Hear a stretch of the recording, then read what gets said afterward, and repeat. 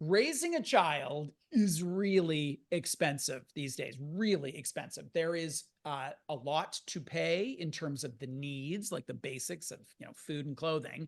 And there is a lot to pay dependent on the wants of your kid and also your wants for your kid. So there's a lot of advice around this, a lot of pressure to spend money on certain things like birthday parties and technology and vacations and all that. How do you strike the balance here?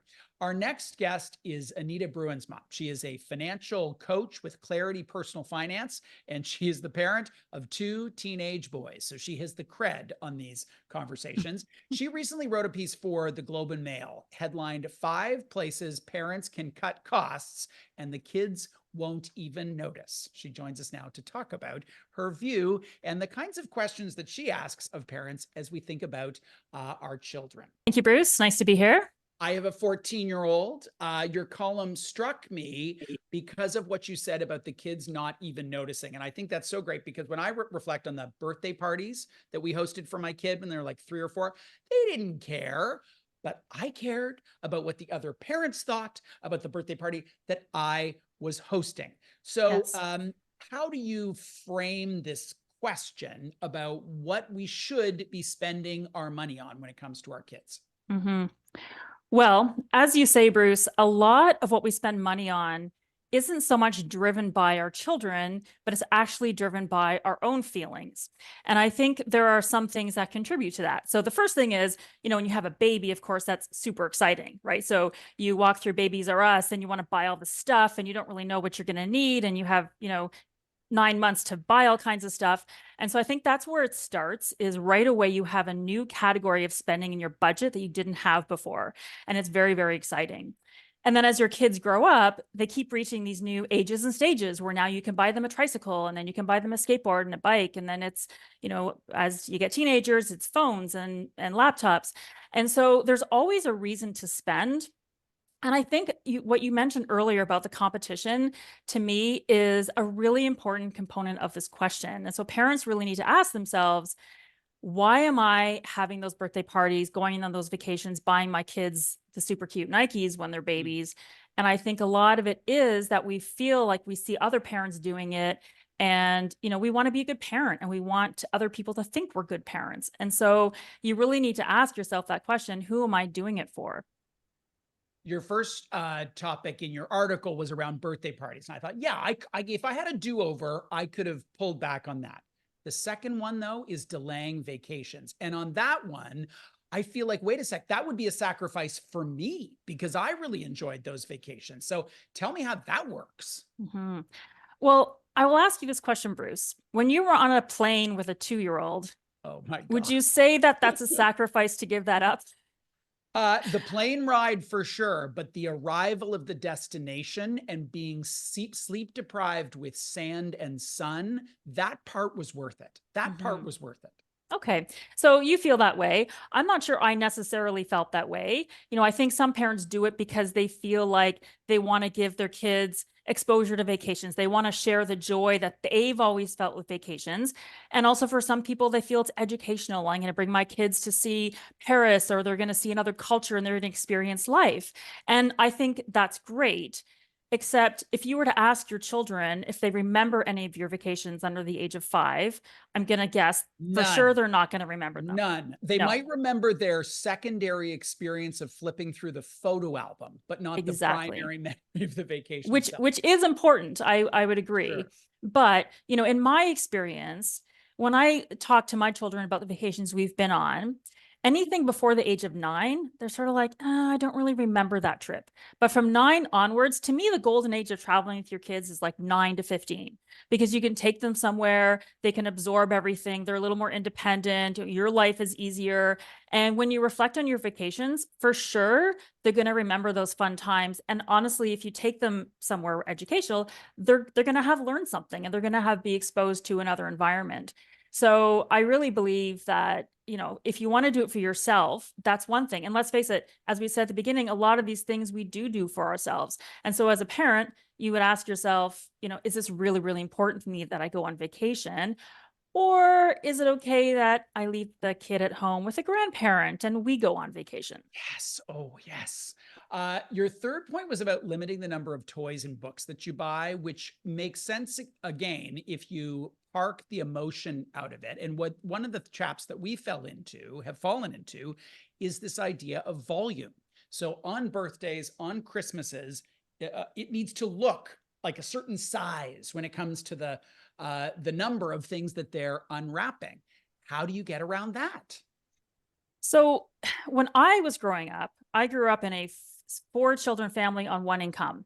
And we had one gift for Christmas. Mm, And if I think about the experience of my children who had a pile of gifts under the tree versus my experience of getting one gift, I'm not sure really it was that much different because it's about the anticipation. It's about the experience of unwrapping it. It's the sitting together as a family and putting on the music and unwrapping your presents. Or for your birthday, it's the excitement of unwrapping it. So, one of my tips would be make the experience of receiving the gift more exciting. Maybe it's a lot, you got to mm. find the gift. Sometimes we've done things where we have questions and they have to go around the house finding it. And so they're only getting one gift, but it's actually really, really exciting. But I think part of the problem is that we've built up this expectation and all the, commercials show the Christmas tree that's got all these gifts under it. I just think if you moved your children away from that sort of thinking, especially at a young age, I'm not sure that they would miss it so much. And I think this is the Right. key, Bruce, though, is like, I wish I'd known these things 17 years ago.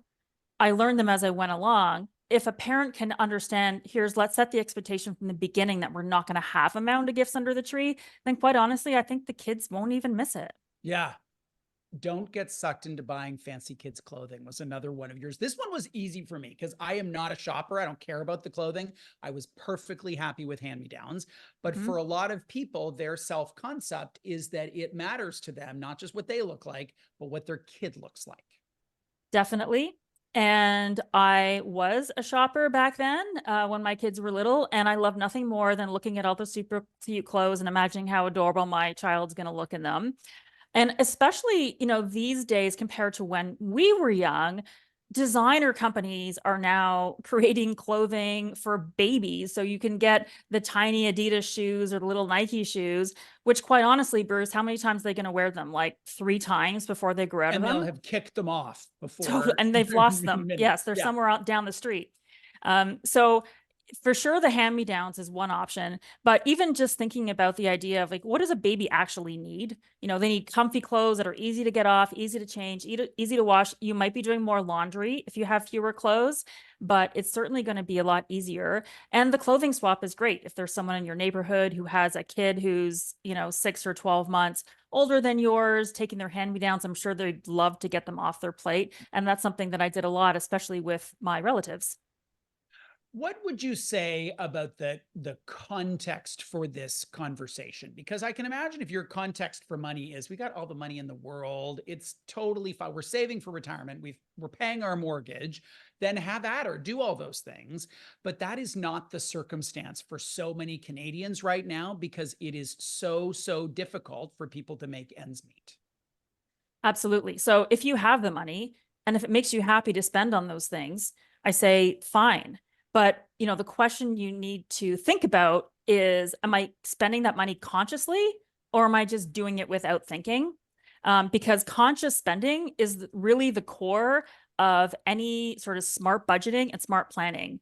Because a budget is great, but what you really need to do is you need to believe in the budget and you need to believe in how you're spending money and how it makes you happy. And so for those people for whom life is expensive and they don't have a lot of money floating around, it's looking at all those different items in your life and prioritizing them. Which things in my budget are going to make us really happy and which things in our budget are we're not even noticing that we're spending it. It's not adding to our happiness. So where do we really want to funnel that money? And quite honestly, not spending $400 on a birthday party is probably a really good place to start. Yeah, closer to 6 these days, I will say. 6. Thank you. Yeah, it's insane. So just before we go here, as a financial coach, you work with individuals and families, and you get right into the numbers here. Do you, this is a big word, but do you require that they put in a line item on kids' education, retirement savings, before they then look at what's discretionary that they can spend on the vacations and the clothes? I say require with air quotes, but you know what I mean. Mhm. The way that I like to approach the budgeting is to start with all the needs. So we take your inflow, what's your cash coming in, take off your deductions and taxes. Then what are your needs? Your rent, utilities, all the things you absolutely have to have. And then after that, you have the chunk of discretionary funds left over, disposable income.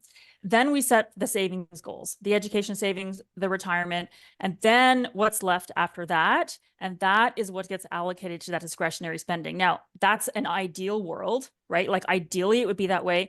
The reality is very different. Parents are busy, they're working, they're exhausted. And there are times when they're just going to spend money in panic mode because they need to solve an immediate problem, be that my kid's not sleeping, I need a sleep machine, Yep. or be it, I don't feel like making dinner, we're going to order Uber Eats. So there is a reality. So you need to have a buffer there.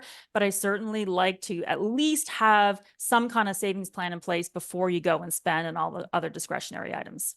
Well, Anita, lots of food for thought. And like you, I wish I'd had that conversation even more clearly and more often when my kid was young, because there were places that in hindsight, I just wouldn't have spent. Thank you Definitely. for your time today. You're very welcome. Anita Bruinsma is a financial coach with Clarity Personal Finance, and she joined us to talk about a piece she wrote for the Globe, headlined "5 Places Parents Can Cut Costs Where Your Kids Won't Even Notice."